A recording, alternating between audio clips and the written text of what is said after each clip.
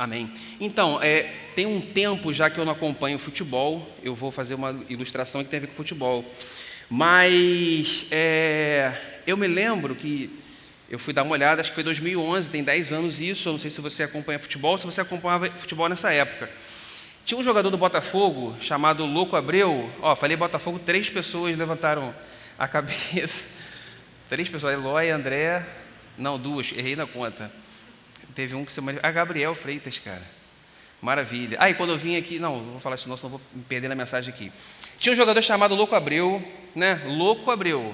Então, já dá para entender que o cara não era muito, não fazia muito aquilo que se esperava de uma pessoa normal. Mas certa vez, numa das comemorações de um dos gols que ele fez, atacante do Botafogo, eu acho que foi num clássico contra o Flamengo, ele fez o gol. E o que se espera na hora do momento do futebol que o cara faz o gol? O que a gente está esperando?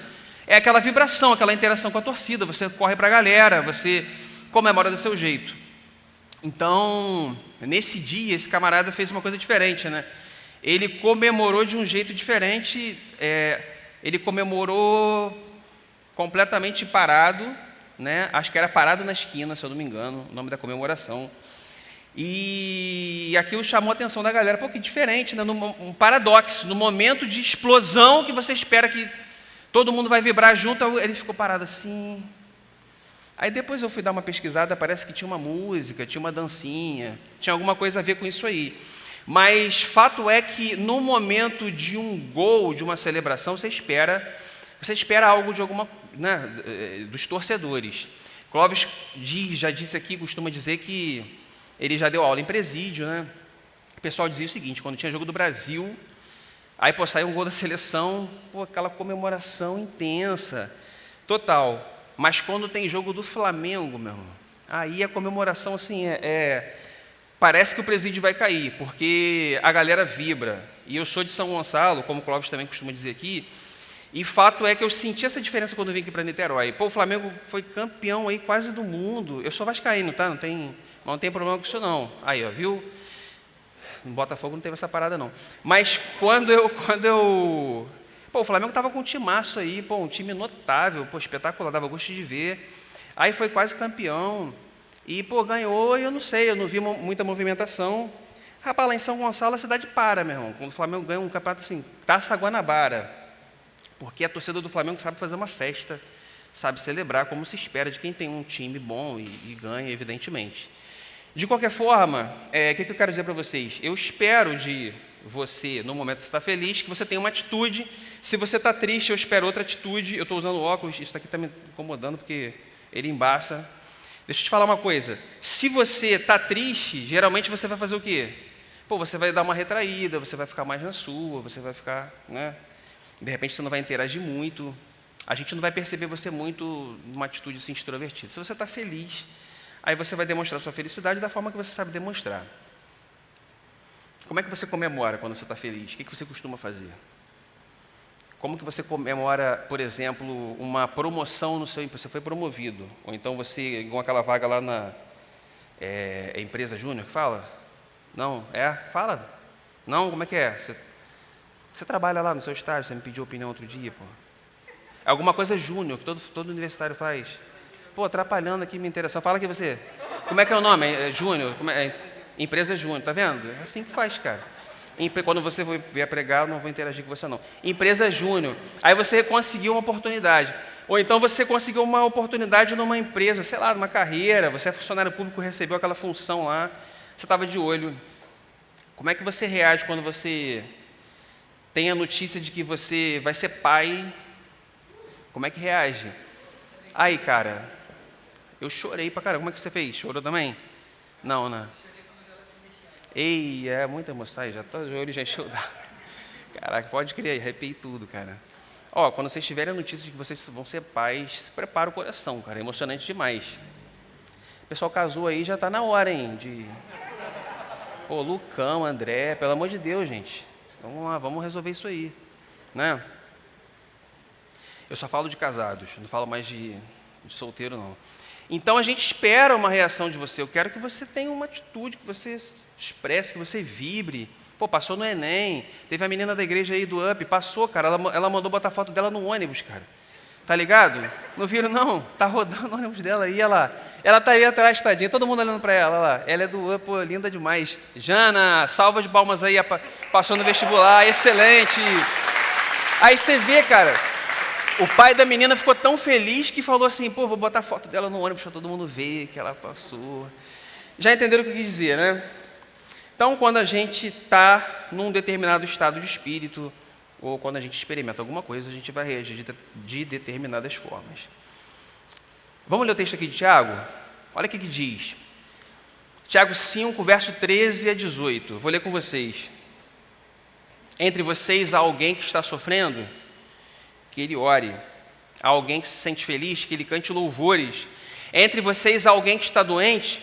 Que ele mande chamar os presbíteros da igreja para que estes orem sobre ele e o unjam com óleo em nome do Senhor. A oração feita com fé curará o doente, o Senhor o levantará e, se houver cometido pecados, ele será perdoado. Portanto, confessem seus pecados uns aos outros e orem uns pelos outros para serem curados. A oração de um justo é poderosa e eficaz. Elias era humano como nós. Ele orou fervorosamente para que não chovesse, não choveu sobre a terra durante 3 anos e meio. Orou outra vez e os céus enviaram chuva e a terra produziu os seus frutos até aí. Amém e amém. Então, qual é o lance aqui? Qual o contexto que Tiago está experimentando, está vivendo?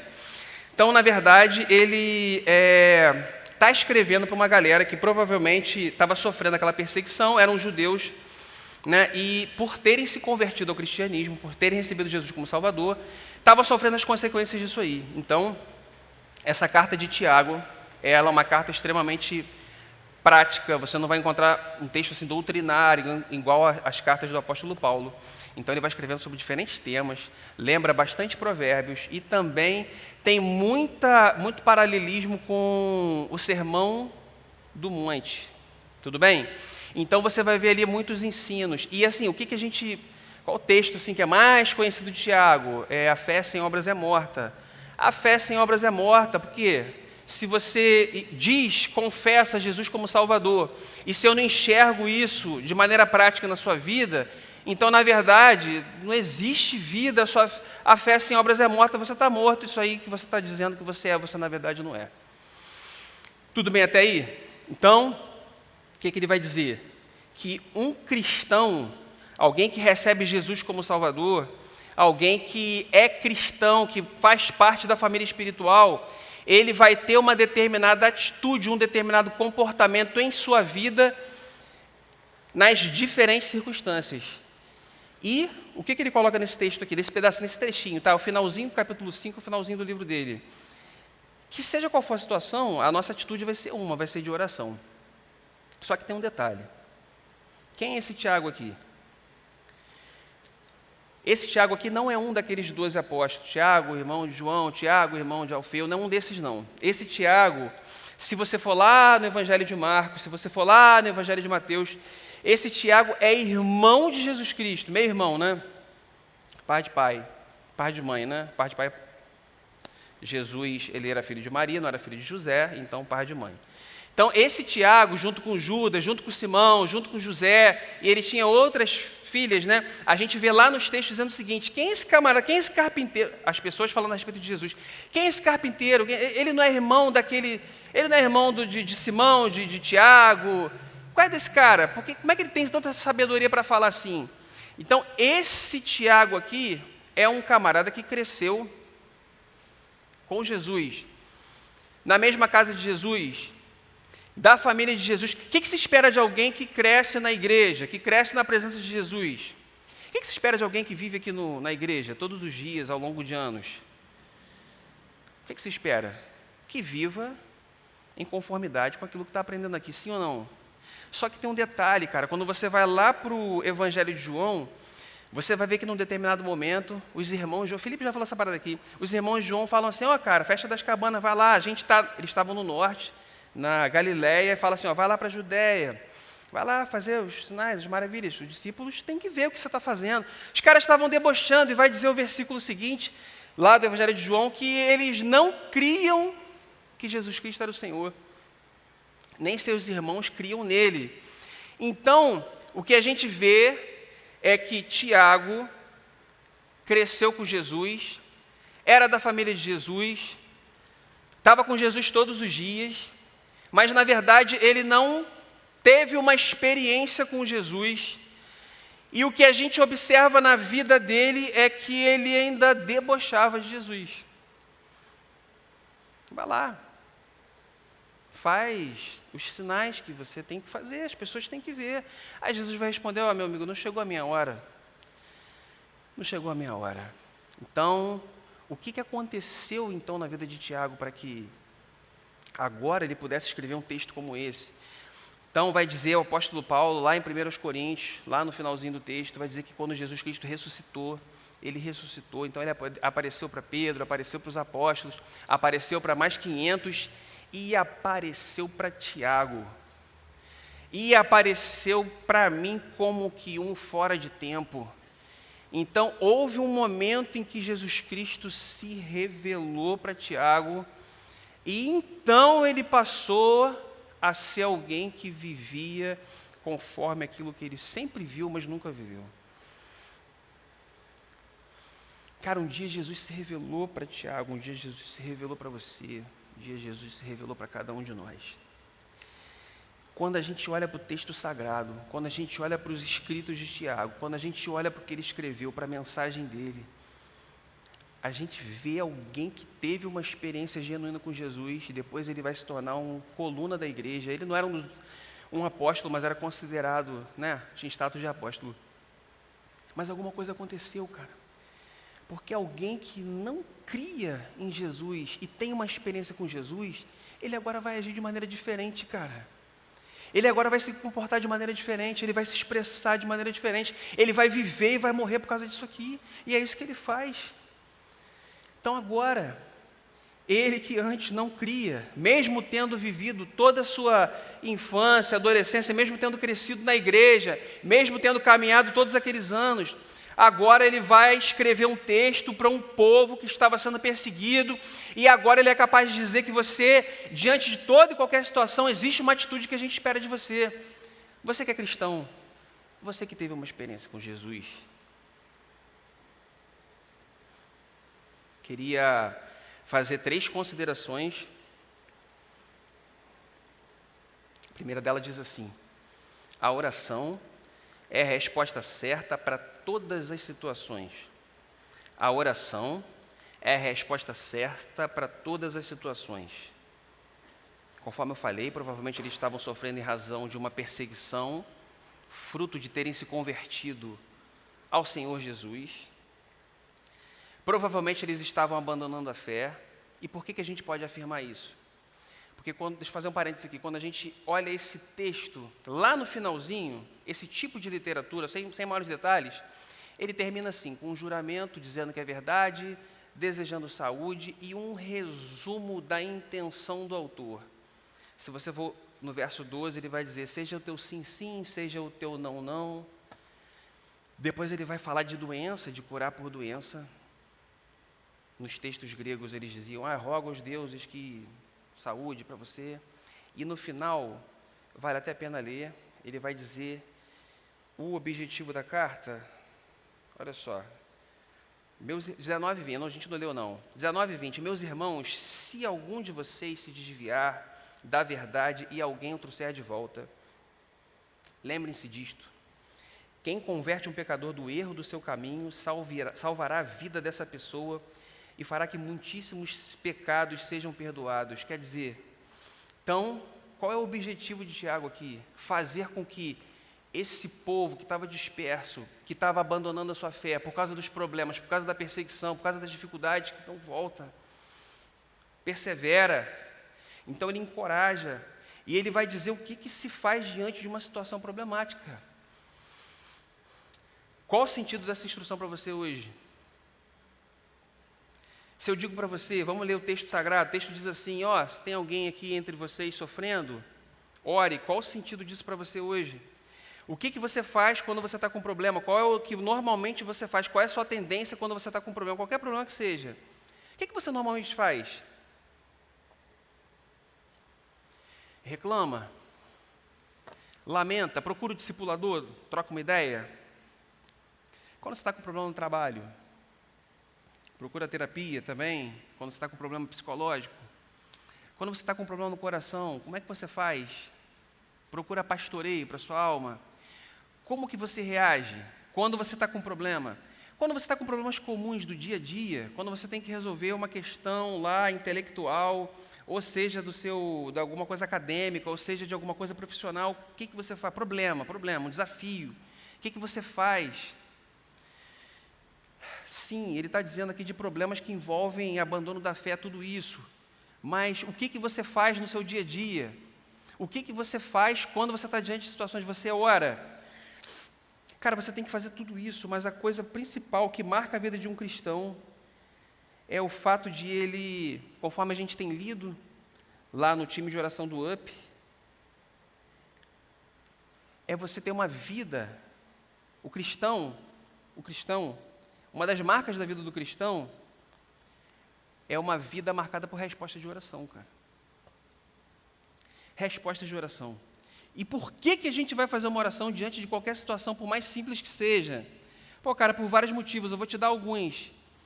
Você está com um desafio profissional, você está com um desafio acadêmico, você pode sentar lá e você pode se dedicar, pode pensar, pode orar, pode se dedicar, e de repente você não coloca sua oração diante de Deus, e de repente você consegue dar uma solução para aquele problema. E você resolve aquele problema, e você fica feliz. E repare que você resolveu, você tratou de alguma questão, mas sem ter colocado diante de Deus. Provavelmente você não vai glorificar Deus por isso. E a possibilidade de você se tornar assim, arrogante, autossuficiente, é enorme. A possibilidade de você, no próximo desafio, não buscar o recurso da oração é enorme. A possibilidade de você não considerar Deus diante das pequenas coisas da sua vida é enorme. Isso vai se tornando um hábito, cara. E você não ora por mais nada, cara. Aí você vai orar, sim, claro. Você recebeu um diagnóstico, é câncer, aí você vai orar. Aí você vai orar. Tem alguém entre vocês com problema? Ore. A primeira coisa que você tem que fazer, você tem que ter uma vida de oração, cara. Você tem que se colocar diante de Deus em oração. Todos os dias, você tem que colocar qualquer problema que seja. Isso aqui tem que ser uma marca da sua vida, isso aqui tem que ser uma realidade do seu cotidiano, isso aqui tem que ser uma experiência de você que tem um compromisso na igreja, isso aqui tem que ser uma evidência da sua fé, isso aqui tem que ser algo que permeia toda a sua caminhada, o tempo todo, em tudo que você fizer. Você tem que orar sem cessar, você tem que orar, você tem que colocar tudo diante de Deus. Você precisa pedir a Deus que abra teus olhos, que abra teu coração, para que você compreenda a vontade dEle. Você tem que fazer isso o tempo todo, você tem que estar na dependência dEle o tempo todo, cara. Tudo que você precisa fazer na sua vida, em todos os momentos, é buscar estar na presença daquele de cuja presença você foi afastado por causa do seu pecado, do nosso pecado. Quando Deus cria a gente, Ele cria a gente, quando é criado, a primeira experiência que o homem tem quando ele é criado, é a experiência de contemplação do Deus Todo-Poderoso. Essa é a primeira experiência que o ser humano tem, que o homem tem. Todo o universo criado, todo o cosmos criado, Deus vai lá, faz um boneco de barro, sopra, coloca fôlego de vida. A primeira experiência que a gente tem é a experiência mais maravilhosa que o ser humano pode ter. Você está diante do Deus Todo-Poderoso. Você saiu dessa presença, mas um dia o Senhor Jesus se revelou para Tiago, um dia o Senhor Jesus se revelou para você. Agora você tem acesso mais uma vez à presença desse Deus Todo-Poderoso. Agora você tem toda a possibilidade de estar na presença dEle, porque a presença dEle é o lugar onde a gente precisa estar. Mas agora a gente precisa cultivar uma vida de intimidade e oração na presença dEle, de tal forma que, poxa, seu prazer está na presença dEle, cara. Olha, o lugar que eu quero estar é na presença do Senhor. aí já não é mais porque eu estou orando por um problema, por uma dificuldade, por uma situação, mas é porque eu amo estar na presença de Jesus. Faz todo sentido para mim, Ele é a razão da minha existência, tudo que eu tenho, todos os relacionamentos, eles se fazem na pessoa de Jesus. Tudo que eu tenho, toda a minha vida, tudo que existe, cara. Eu tenho total gratidão a Deus, eu tenho a minha esposa, eu tenho meu filho, eu tenho meus amigos, eu tenho meu ministério, tudo isso só faz sentido na pessoa de Jesus. Todos os dias, quando eu levanto, qual é a possibilidade, qual é a certeza que eu tenho de que eu vou conseguir fazer uma coisa ou outra, que eu vou dar um passo? Eu não tenho certeza de nada, eu não tenho convicção de nada, absolutamente nada. Se você pensar friamente, não sei se você faz isso, dá um desespero, cara. Vocês estão com quantos anos? Gol é até 30? A vida começa a ficar desafiadora a partir dos 18, não é? Começa a ficar um desafio, cara. Você tem que trabalhar, você começa a sofrer, as pessoas morrem, você vê que doença chega em você. Chega um momento da vida, cara, que você está cuidando dos seus filhos e você está cuidando dos seus pais. Olha o tipo de relacionamento que a gente está envolvido, e a gente tem amigos que a gente ama, cara. E quem é a gente nisso tudo? De que forma que a gente lida com isso tudo? Eu não sei como é que você vive, cara. Eu não sei na sua cabeça 30 anos. Eu não sei que você que casou semana passada está ali atrás. Eu não sei você que casou já há um ano está ali. Eu não sei, cara. Mas se a gente não viver em oração, se a gente não viver por meio de oração, se a gente não viver na presença do Senhor, eu não sei de que forma que a gente vai viver. A vida só tem sentido na presença de Jesus, meu amigo. Eu não sei como é que você tenta resolver seus problemas, não, cara. Eu não sei nem o que você projeta para a sua vida daqui a 5 anos, daqui a 10 anos, daqui a 30 anos. Eu sei que eu projeto para o meu filho e para a minha esposa, cara. Eu quero que eles vivam na presença do Senhor, cara. Eu não quero mais nada, não quero saúde, não quero emprego, quero dinheiro, eu só quero que ele ame a Jesus. Ele pode ser o que ele for. Pode ser qualquer coisa, cara, mas ele tem que amar Jesus. Porque em Jesus eu encontrei a certeza da minha existência, a razão da minha vida. Eu tenho a certeza de que eu vou estar a eternidade com Ele. E é por isso que eu vivo, é para isso que eu vivo. Eu tenho que estar na presença dEle todos os dias, cara. Cara, a verdade é o seguinte, não é mais uma questão agora de se você tem problema ou deixa de ter, é uma questão de amor, de relacionamento, cara. Eu estava perdido, cara. Eu fui encontrado. Você entendeu o que Jesus fez?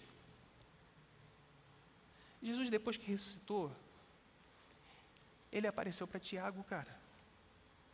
Depois de ter vivido toda uma vida com ele, cara, dentro da mesma casa, dentro da mesma família. Você imagina o que é você sendo Deus Todo-Poderoso e você, ninguém. Maravilhoso demais, qualquer hora. Tudo que você olha para Jesus, tudo que Ele faz, é tocante demais. Faz todo sentido, cara. E quando eu olho para a minha vida, como é que Jesus me encontrou e agora eu estou diante dEle? Como é que eu não vou orar? Como é que eu não vou orar por um bebezinho que está na barriga da minha irmã? Como é que eu não vou orar? Todos os dias tem que orar, cara. Eu tenho que orar o tempo todo por tudo, cara.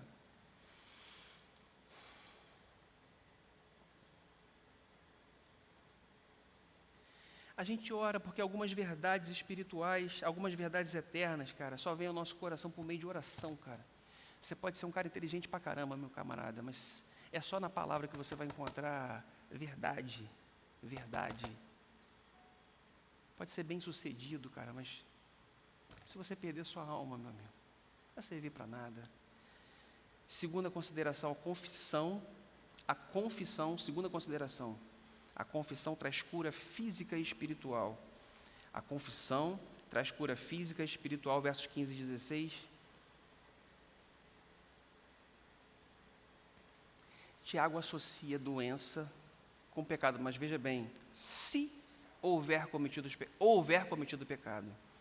O que ele está dizendo aqui? Às vezes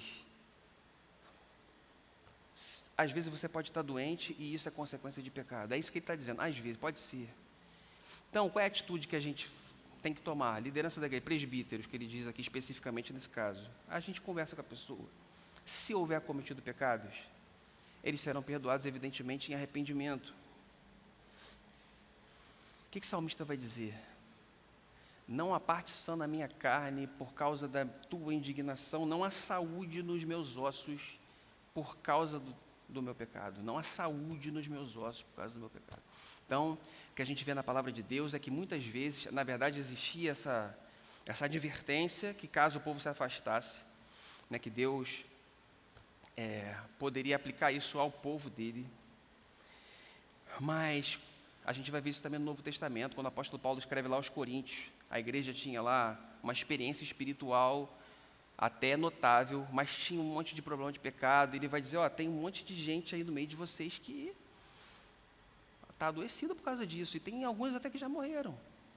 Então o apóstolo está dizendo, Tiago está dizendo o seguinte, que sim, existe relação, pode ser que na sua vida exista pecado oculto, cara. Exista problema que você tem que tratar diante de Deus. Existe problema que você nunca orou, nunca se interessou em orar, tentou resolver sozinho. Mas é isso que Tiago diz. Se tem alguém com problema com doença, resolve sozinho, ora sozinho. É isso que ele diz. Não, cara. Ora. Aí tem um detalhe aqui. Essa iniciativa parte do doente, tudo bem? A gente não vai marcar aqui no Gol culto de cura. Gol sábado que vem fazer culto de cura. Não é isso. O camarada que está doente, ele vai chamar, vai pedir oração. Outro detalhe aqui, só para ressaltar, o óleo é um símbolo, tudo bem? É um símbolo. Depois ele vai dizer que é o Senhor que levantará. O Senhor levantará o enfermo. Então, deixa eu repetir, nem toda doença é consequência de pecado, mas pode ser que isso esteja acontecendo. Você tem que sondar o seu coração, tem que sondar a sua vida, tem que sondar a sua alma, você tem que sondar suas intenções. E quando a gente não é atendido? A gente vem, ora, e a pessoa não... Significa que a gente não tem fé? A oração da fé, a oração feita com fé, curará o enfermo e o Senhor levantará. E se a gente orar e ele não for? Isso significa de alguma maneira que a gente não tem fé? Não. Claro que não. Jesus foi atendido em todas as suas orações? Senhor, se possível, passa de mim esse cálice. Não foi atendido. O apóstolo Paulo não tinha um espinho na carne, rogou e Deus não tirou? Ele não escreve para Timóteo dizendo que, toma aí um pouco de vinho com água por causa do teu estômago, sei lá mais o quê. Você imagina que Paulo possa não ter orado por Timóteo? O que eu estou querendo dizer? Que a gente tem que orar, cara. Você está doente, tem que orar. Se tiver pecado, resolve o teu problema de pecado. Mas você está com doença, você tem o costume de orar? Você está com dor de cabeça, você ora? Você está com alguma dificuldade, algum problema físico, você pede oração? Você tem o hábito de orar pela tua saúde? Você pede oração na tua célula? Tem um grupo de oração lá no UP, a galera posta lá, pede um monte de coisa, mas eu estou sendo bem direto aqui. Você, quando está com enfermidade, você só pensa na possibilidade do médico e do remédio? Olha a pergunta que eu vou fazer. Você crê que Jesus pode curar você hoje, sem você tomar medicação? Ou você tomando a medicação, evidentemente, ele pode atuar? Mas sem a medicação, você crê que ele pode te curar? Você tem que saber como que seu coração vai responder a essa pergunta, cara. Qual foi a última vez que você orou pedindo a cura de alguém? Qual foi a última vez que na sua célula você, vamos orar por isso aqui, cara, vamos pedir a Deus para... Aqui na igreja, cara, a gente tem experiência de oração, tem gente que é curado, cara. A oração da fé curará o enfermo. Só uma observação, essa oração da fé não é aquela fé. A fé é a certeza das coisas que se vê, etc. e tal. Mas é de Deus, é aquilo que Deus concede quando, pelos seus motivos insondáveis, Ele decide efetuar a cura, tudo bem? Então, sendo objetivo, não significa que a gente não crê, mas significa que Deus não aprova Deus efetuar a cura naquele lugar. Mas qual é a instrução bíblica? Se tiver alguém doente, cara, ore, cara. Ore. Terceira consideração, as orações podem mudar situações. As orações podem mudar situações. Então, conforme eu disse um pouquinho antes, a gente considera sempre, diante dos desafios da vida, nosso estudo, nosso trabalho, nosso intelecto, nossos projetos, nossa forma de resolver, nossa habilidade. A gente pensa que assim a gente vai caminhar e a gente vai resolver aquilo que a gente quer resolver, a gente vai resolver situações. A gente tem uma tendência de orar só quando, de fato, as causas são impossíveis, ou não. E quando é um problema que parece difícil demais? Qual foi a última vez que você orou assim, por uma parada assim, impossível? O que é impossível? Impossível é É uma doença incurável. Impossível impossível para você. De repente a solução de um problema da tua vida que, cara, esse troço não tem solução. O que você faz? Você aceita e fica resignado ou você coloca isso diante de Deus em oração? Quando é um problema impossível, você ora por problemas impossíveis. Quando é um problema impossível na vida de alguém que você ama, você ora por causas que são impossíveis. Na verdade, como disse o anjo lá para Sara, qual o problema? Existe alguma coisa difícil demais para Deus? Existe alguma coisa difícil demais para Deus? Sim ou não? Existe alguma coisa difícil demais para Deus? O texto aqui está dizendo que a oração do justo muito pode pela sua eficácia. Então, a gente precisa orar mais, cara. A gente precisa exercitar nossa vida de oração, inclusive naquelas causas, naquelas situações completamente impossíveis. Ele vai dar o exemplo de Elias, não é isso? Elias era humano como nós. Aí você vai pensar, pô, calma aí. Elias era humano como nós, como assim? Você conhece bem a história de Elias. Além de ter enfrentado diretamente a questão do pecado lá do rei Acabe, além de ter dito lá na cara do rei, olha só, eu juro pelo nome do Senhor, a quem sirvo, ao segredo de Elias aí, a quem sirvo, que não vai chover, que vai chover. Elias, você sabe que Elias foi arrebatado, tudo bem? Todo mundo aqui vai morrer, né? Se Jesus não voltar antes. Elias foi arrebatado, cara. Elias orou pelo filho de uma viúva lá, Serepta, alguma coisa assim, e o moleque ressuscitou, cara. Só que o que ele está dizendo é o seguinte: Elias era humano como nós. Aí o que ele vai dizer? Ele orou para não chover, não choveu, ele orou para chover e choveu. A terra produziu o seu fruto. Então, ele não está focando aqui nos milagres que Elias fez. Em que sentido que a gente se assemelha a Elias? No sentido de que todos nós aqui em Jesus Cristo somos justos, a oração do justo é eficaz, ela é poderosa em seus efeitos, ela tem poder, esse é o sentido. Então, se você é alguém que crê em Jesus, se você é alguém que vive para Jesus, você é um justo. Então o texto diz que se você é um justo, você ora, a sua oração, ela tem possibilidade de efetuar, ela é eficaz. É nesse sentido que eu e você somos semelhantes a Elias, cara. Elias era humano como nós, e o que ele fez? Ele orou, cara. Alguém tem dúvidas de que é o mesmo Deus que a gente serve? Alguém tem dúvidas de que é o mesmo Deus que a gente entregou toda a nossa vida, que a gente crê? É o mesmo Deus.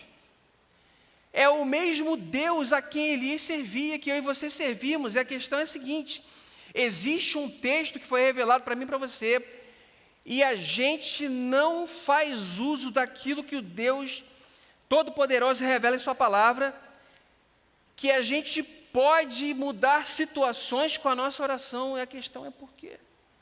O que Jesus Cristo diz lá para os discípulos? Olha só, vai haver destruição, mas você pode orar para que a sua fuga não seja no inverno, ou seja, tudo pode fluir de maneira mais suave para você, cara. Você pensando, você pesquisando na internet, você desenrolando com o teu colega de trabalho, você fazendo lobby, você fazendo campanha para ABCDFGH, você se envolvendo com qualquer coisa, é pela oração, cara, não é nada disso, cara. A vida cristã tem uma característica. Ela é marcada por respostas de oração. Olha para o Senhor Jesus, cara. Olha para aqueles que serviram ao Senhor Jesus. Olha para a vida dos apóstolos, olha para a vida dos profetas, olha para a vida de todos aqueles que serviram ao Senhor de todo o coração, cara. Muitos se desviaram, Mas quando a gente traz essa pessoa de volta para os caminhos do Senhor, a gente cobre uma multidão de pecados. Está falando de relacionamento, cara, relacionamento com Deus, relacionamento com o próximo, cara. Tem um detalhe aqui que a gente tem que considerar. Arrependimento, confissão de pecado, é uma questão de família, cara. Confessem seus pecados uns aos outros. É uma questão de família, cara. É algo com o qual você deveria se preocupar. Quero fazer 3 aplicações. 3 aplicações. Em primeiro lugar, cultive uma vida de oração. Jovem do Gol, cultive uma vida de oração. Há tempos vem sendo desenvolvido um trabalho aqui no sentido de dizer que o culto começa às 19 horas. Existe uma galera que ora aí, que se dedica. Considere isso no seu coração, cara. Quem tem uma experiência com Jesus, cara, não quer estar de fora de um momento desse. Cultive, cara. Você vai orar e vai pedir ajuda ao seu discipulador. Você vai orar e você vai se aconselhar com o seu pastor. Você vai orar e você vai estudar, vai pensar, mas você vai orar, cara. Você tem que cultivar uma vida de oração, cara. Se for motivo de alegria, agradece, cara. Não faz igual lá os leprosos que foram curados e não voltaram para agradecer, cara. Quando a notícia foi boa, agradece, cara. Celebra. Teve uma mulher que foi curada aí na sede antiga, pastor Henrique conta essa história. A mulher ficou tão feliz, cara, foi curada. Era doença incurável, era câncer, ela o que era. Ela ficou tão feliz, tão feliz, tão feliz, o que ela fez? Foi comer uma pizza, cara, com a família. É sério, não é para rir, a história é terrível, triste demais, o Senhor curou, o que ela fez? Foi comer uma pizza com a família e nunca mais voltou. Faz isso não, cara. Jesus está te abençoando, cara. Pertinho dele, cara. Agradece a ele. Agradece a Jesus, cara. Segundo lugar, segunda aplicação, confesse seus pecados hoje mesmo, cara. Queridão, confesse teus pecados hoje mesmo, cara. O quanto você está disposto a... Eu não sei o que você veio procurar aqui essa noite, o que você queria ouvir, eu não sei qual foi a sua intenção, mas, cara, o texto é esse aqui. Confessem seus pecados uns aos outros para que vocês sejam curados, cara. O quanto você está disposto a confessar teu pecado, cara. O quanto você está disposto a pedir ajuda, cara. Meu querido, o que está em jogo aqui não é a tua reputação, não, cara, mas é o destino da tua alma. Tiago cresceu dentro da casa de Jesus e, isso não fez diferença nenhuma na vida dele, cara. O tempo está passando, eu não sei o que você tem no seu coração, mas o tempo de você resolver o seu problema é agora, cara. Abre teu coração, cara. Confessa teu pecado. E o Senhor vai te levantar em nome de Jesus, cara. Você pode dizer amém, cara? Para a glória dele, cara. Você vai ficar curado para sempre, cara. Não existe nada difícil demais para o Senhor, cara. Elias era humano como nós, ele orou, o Senhor do céu, ele orou, o Senhor fechou. E depois deu fruto, cara. Terceira aplicação. Ore para que Deus mude situações, cara. Não é só agradecer pelo café da manhã e pedir que Ele te guarde na estrada, não, cara. Ore para que a sua fuga não seja no inverno, ore para que o Senhor cure a doença incurável, ore para que o Senhor mude destino do teu trabalho, da tua empresa, da tua família. Ore para que o Senhor converta aquela pessoa que parece impossível, porque Deus não tem impossível para Deus. Coloca tudo diante de Deus em oração, cara. Elias orou fervorosamente, cara. A gente está falando de Tiago, tudo bem? Conta-se, isso não está na Bíblia não, extra bíblico aí, que ele tinha o joelho calejado e era conhecido como se tivesse joelhos como se fossem de camelos. Porque ele era alguém que não cria. Mas aí ele teve um encontro com Jesus e agora ele entendeu, cara, que o que ele precisa fazer é estar na presença daquele Jesus que ele nunca se importou em estar.